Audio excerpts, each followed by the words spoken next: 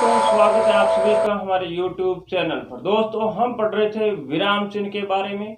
और दोस्तों, विराम चिन्ह में आज हम दोस्तों पढ़ेंगे हंस पद, उद्धरण और अवतरण चिन्ह और इसके पश्चात उपविराम, पूर्ण विराम के बारे में। तो दोस्तों शुरू करते हैं। आज हमारा पहला जो विराम चिन्ह होगा वो दोस्तों रहेगा हंस पद। दोस्तों, हंस पद को दर्शाने के लिए हम जिस चिन्ह का प्रयोग करते हैं वो दोस्तों हमारा रहता है इस प्रकार से। दोस्तों, इस हंस पद को एक अन्य नाम से भी जानते हैं, वो है दोस्तों त्रुटि पूरक चिन्ह। त्रुटि का अर्थ होता है दोस्तों भूल, यानी हम किसी वाक्य को लिखते हैं उस समय कोई पद या अंश छूट जाता है, तब दोस्तों इस चिन्ह का प्रयोग करते हुए उस छूटे हुए अंश या छूटे हुए पद या शब्द को वापस हम लिख देते हैं। इसलिए दोस्तों इसे त्रुटि पूरक चिन्ह भी कहा जाता है। दोस्तों उदाहरण लेते हैं, जैसे हमारी सभ्यता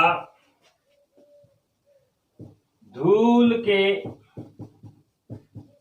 संसर्ग से बचना चाहती है। दोस्तों ये एक वाक्य, हमारी सभ्यता धूल के संसर्ग से बचना चाहती। इस वाक्य में दोस्तों एक शब्द हमारा यहां छूट गया है। इस शब्द को लिखने के लिए हम इस प्रकार का चिन्ह प्रयोग में करेंगे और ये सब छूटा हुआ हमारा शब्द था इस, यानी हमारी सभ्यता इस धूल के संसर्ग से बचना चाहती है। तो ये है दोस्तों हंस पद और इसका प्रयोग कहाँ होता है वो। दोस्तों हंस पद के पश्चात में हम उद्धरण चिन्ह के बारे में जानते हैं।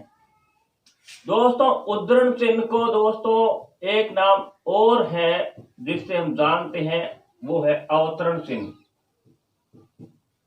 अवतरण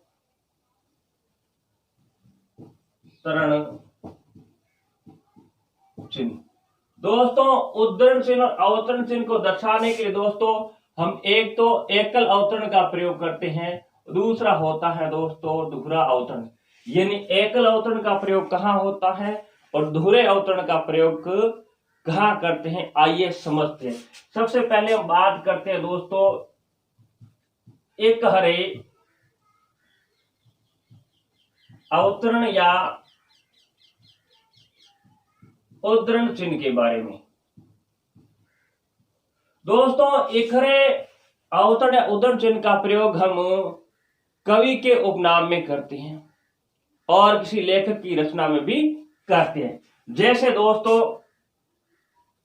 कवि के नाम की अगर बात करें, कवि के उपनाम में जैसे दोस्तों सूर्यकांत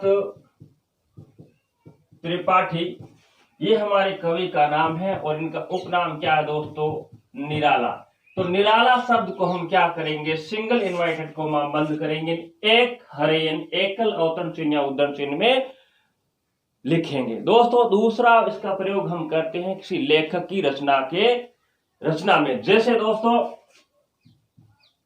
लेखक की रचना में किस प्रकार से करेंगे, आइए उदाहरण के द्वारा समझते हैं। जैसे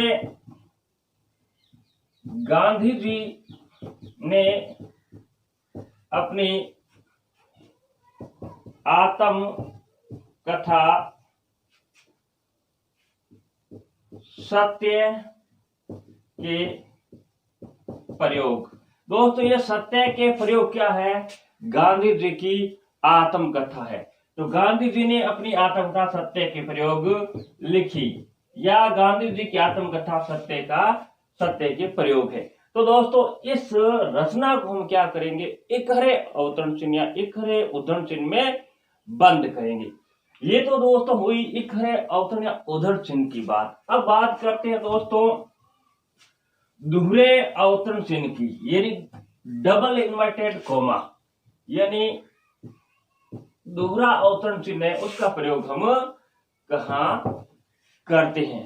दोस्तों किसी लेखक हो, कोई कवि हो, कोई विचारक हो, उसके कथन को जब ज्यों का त्यों लिखा जाता है, हूबहू जब लिखा जाता है तब दोस्तों हम क्या करते हैं, दोहरे उद्धरण चिन्ह या दोहरे अवतरण चिन्ह का प्रयोग करते हैं। जैसे दोस्तों पंत जी लिखते हैं, पंत जी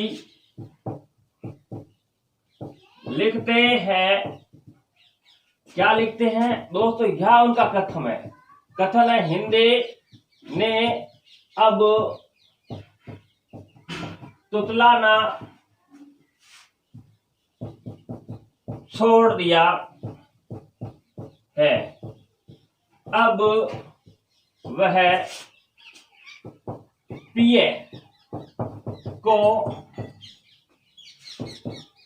प्रिय कहने लगी है। दोस्तों पहले क्या है, हिंदी में प्रिय लिखा जाता था और अब बाद में क्या है दोस्तों, निराला जब छायावाद का समय था उसमें प्रिय लिखा जाने लगा।